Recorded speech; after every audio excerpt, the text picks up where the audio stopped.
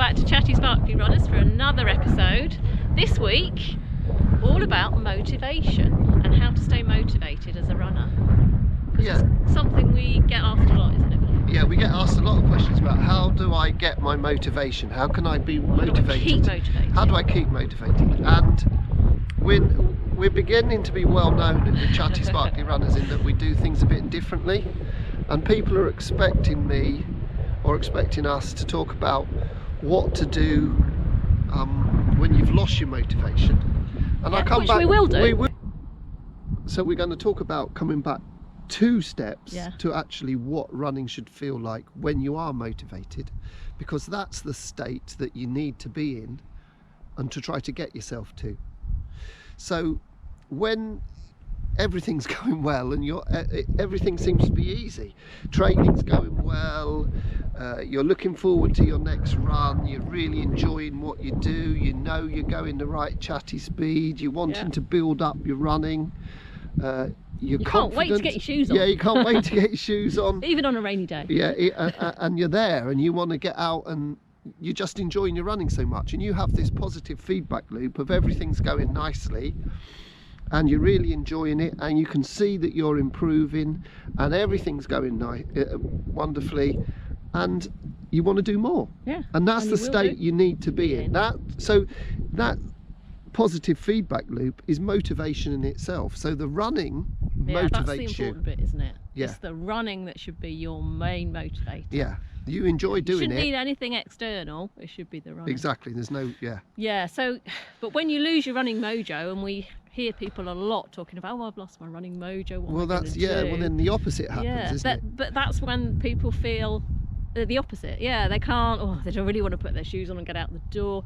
They go out and it feels hard. So they might be running at their normal pace, which felt easy a few weeks ago. And all of a sudden it becomes harder work. It becomes harder and they can't understand it. Yeah, they might be feeling grumpy, irritated, have a high pulse rate in the morning. Their spouses know that they're doing too much. Yeah.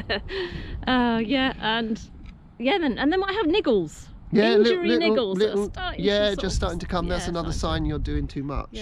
So those are the signs that you've lost your running mojo. So what's causing that is what you're going to talk about next. Yeah, so what causes that lack of, is because you're doing too much. Yeah, it's not, what we're going to say is, it's not your fault, because I think we're conditioned to think that if you don't want to go out running, it's your fault.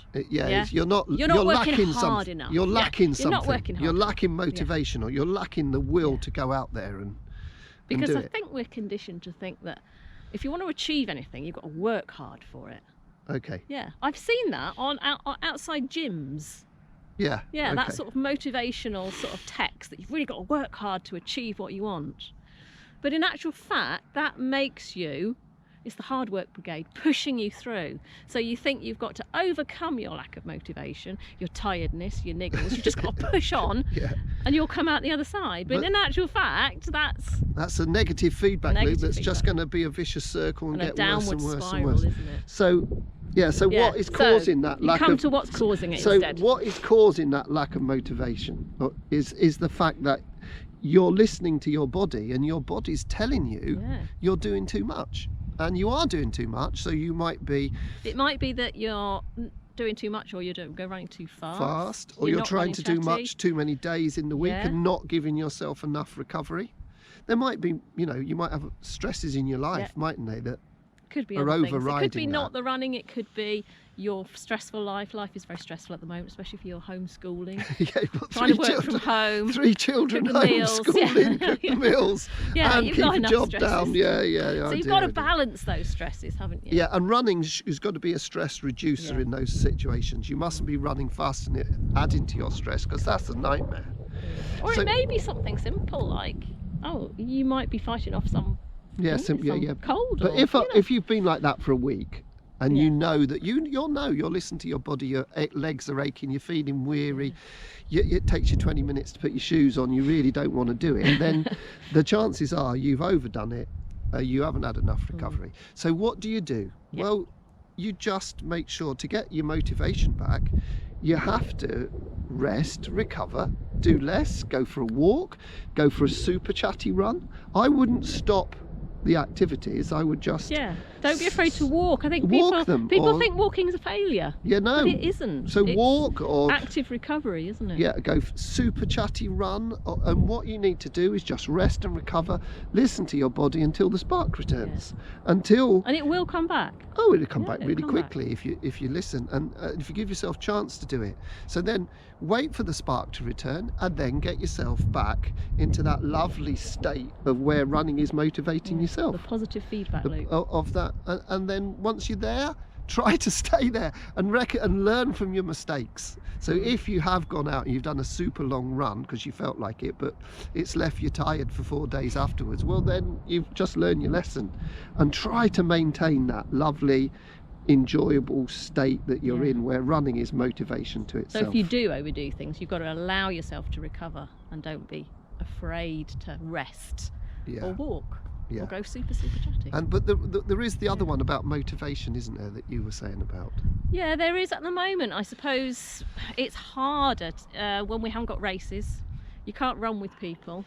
You may be running chatty, not overdoing it, and still feel that you're lacking motivation, mightn't you? Yeah, because you've got no running person to run with, and you know it is hard, isn't it? And you may be. I mean, some people love running by themselves. Yeah, because they can think to themselves. It's thinking time. Other people don't. If you're one of those people that likes to run with someone else to have a good chat.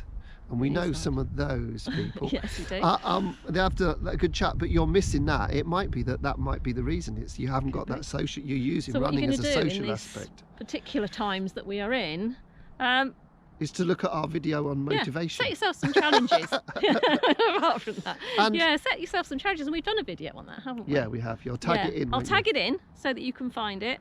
And it's about how to challenge yourself again without overdoing things, making sure that you are giving yourself rest and recovery. So people are wondering, why are we having to rest and recover today? Because we're standing still and we're not doing our normal running. So perhaps they're lacking motivation. No, we're not lacking motivation. We tried. You can't lack motivation. Let's just have a look at the with view. Beautiful countryside like this. We've been here before. Just have a look at the view. This is where we nearly got run over in episode 14. But the reason why we couldn't do it is horrendously windy today. Doesn't feel like it now, but when you run round that corner, you can't hear yourself. And the other thing is, we had to really concentrate on what to say today because we had a specific set of things we wanted to say. So hopefully we've got it across. If not, ask us questions. If there's anything we haven't covered about motivation. Yeah, we'd love questions on this. Send us some questions.